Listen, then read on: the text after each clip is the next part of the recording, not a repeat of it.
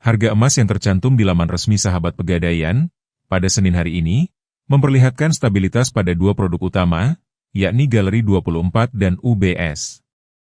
Kedua merek tersebut tercatat tidak mengalami perubahan harga dibandingkan hari sebelumnya.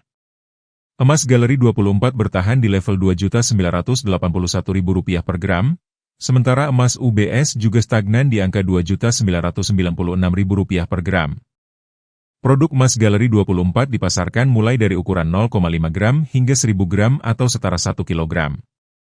Adapun emas UBS tersedia dalam rentang berat 0,5 gram sampai dengan 500 gram.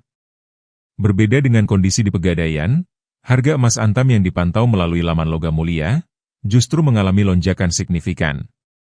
Harga emas antam naik Rp167.000, dari sebelumnya Rp2.860.000 menjadi Rp3.027.000 per gram. Di sisi lain, harga beli kembali tercatat turun menjadi Rp2.633.000 per gram, dari sebelumnya Rp2.654.000 per gram. Pramana Wijaya, Bali Post.